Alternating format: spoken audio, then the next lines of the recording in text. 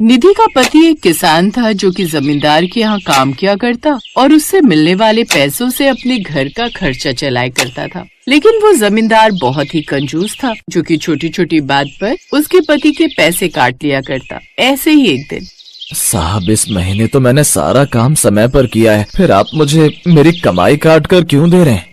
मुझे ज्यादा सिखाने की कोशिश मत करो, मैं तुमसे उम्र में 2 गुना हूँ और मैं अच्छे से जानता हूँ कि तुम कितने मेहनती हो। जो पैसे दे रहा हूँ वो ले लो, वरना ये पैसे भी छीन लूंगा और तुम मेरा कुछ नहीं बिगाड़ पाओगे। बहुत दबदबा है मेरा इस गाँव के अंदर।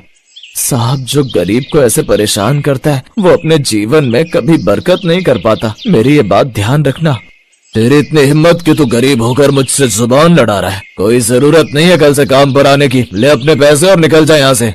अब जमींदार मोहन को उसकी मेहनत के पैसे दे देता है और वहाँ से भगा देता है। मोहन बहुत परेशान हो जाता है और घर आकर ये बात निधि को बताता है। निधि गर्भवती थी। उसने ये बात सुनने के बाद मोहन से कहा, आपको जमींदार से खाली पीली बहस करने की क्या जरूरत थी? आप तो जानते हैं ना कि वो कितना बड़ा आदमी है। आप अपनी मेहनत के पैसे तो ले आए, लेकिन अब आगे हमारे घर का खर्चा कैसे चलेगा? तुम बिल्कुल भी फिक्र मत करो, मैं कोई ना कोई रास्ता निकाल लूंगा। आप जानते हैं ना, आपको खेती के अलावा कोई और काम नहीं आता है, फिर आप क्या करेंगे? ससुर जी तो पानी पूरी का ठेला लगाते थे, लेकिन आपने वो काम करने से भी मना कर दिया था। मोहन के पास इस बात का जवाब नहीं था और वो उदास हो जाता है। उसे समझ नहीं आ रहा था कि वो क्या करे। एक दिन वो ऐसे ही घर के आंगन में बैठा हुआ था, तभी उसके सामने से एक ठेले वाला गुजरता है जो पानी पूरी बेच रहा था। तभी मोहन ने अपने आप से कहा, अरे मेरे स्वर्गवासी पिताजी भी तो पानी पूरी का ठेला लगाया करते थे, लेकिन मैंने आलस की वजह से वो काम नहीं किया और जमींदार के पास खेती करने लगा। लेकिन मेरे जमीर से बड़ा मेरा आलस नहीं है। अगर मैं पानी पूरी का ठेला लगा लूंगा तब तो कुछ दिन मेरे घर का गुजारा चल ही जाएगा। अगले दिन से मोहन ने भी पानी पूरी का ठेला लगा लिया और पूरे गांव में घूम घूम कर पानी पूरी बेचने लगा। आओ आओ पानी पूरी खाओ, आओ आओ पानी पूरी खाओ, 10 की 6, 10 की 6। मोहन बाकी पानी पूरी वालों से सस्ते में पानी पूरी बेच रहा था ताकि उसके पास ज्यादा लोग पानी पूरी खाने के लिए आए। लेकिन फिर भी उसकी कुछ खास कमाई नहीं हो रही थी। तभी उसका ठेला जमींदार की गाड़ी से जा टकराता है और जमींदार गाड़ी से बाहर निकलकर कहता है, आ गए तुम अपनी औकात पर, यही औकात है तुम्हारी, गली गली में घूमकर पैसे कमाना। मेरे पास वापस आ जाओ और जो पैसे मैं दूं वो चुपचाप ले लो। तुम दूसरों की गुलामी करते हुए ही अच्छे लगते हो, यह ठेला तुमसे नहीं चल पाएगा। मैंने सोच लिया जमींदार जी, अब मैं किसी की गुलामी नहीं करूंगा। आज नहीं तो कल मैं जो काम कर रहा हूँ उसमें सफलता पाकर ही रहूंगा। मोहन ये बोलकर अपना ठेला लेकर वहाँ से चला जाता है। वो पूरा दिन गलियों में घूमकर पानी पूरी बेचता है। उसकी थोड़ी बहुत कमाई होती है जिसे लेकर वो घर आ जाता है।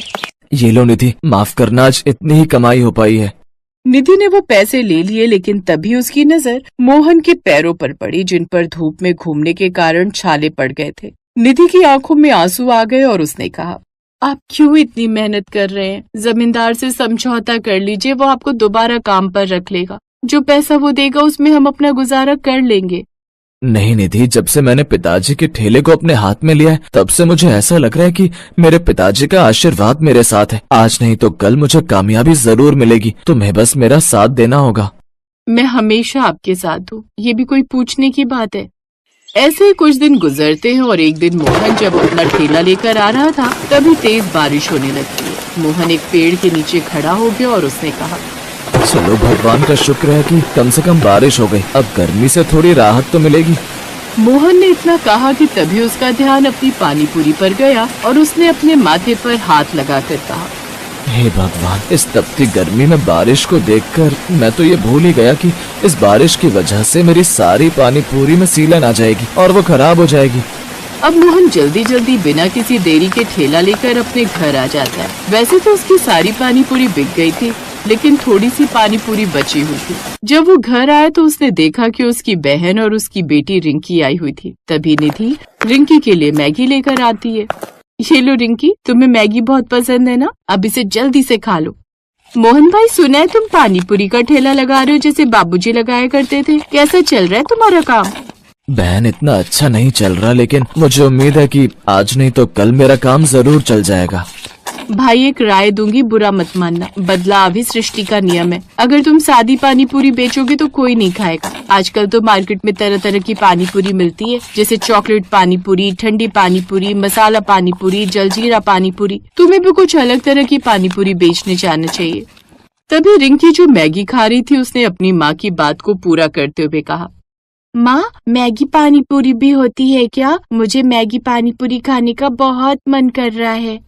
ये बात सुनकर मोहन की बहन ने प्यार से अपनी बेटी के सर पर हाथ मारते हुए कहा, चल पगली, मैगी पानी पूरी थोड़ी होती है, ऐसी तो कभी पानी पूरी सुनी भी नहीं है।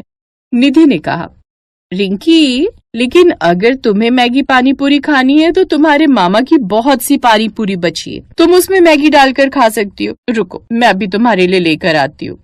अब निधि मोहन के ठेले पर रखी हुई पानी पूरी लेकर आ गई और उसके अंदर मैगी भर दी और उसे पानी पूरी के पानी में डुबोकर रिंकी को खाने के लिए दी। रिंकी ने खाकर कहा, लाजवाब, ये तो बहुत बढ़िया लग रहे हैं मम्मी, आप भी खाकर देखो ना। मामी, मामा आप भी खाओ।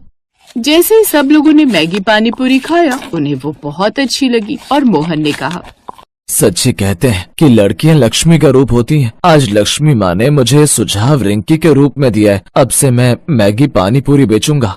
अगले दिन मोहन मैगी पानी पूरी बेचने के लिए गांव में निकल गया। मैगी, आओ आओ मैगी पानी पूरी खाओ, 10 की 3, 10 की 3, आओ आओ मैगी पानी पूरी खाओ।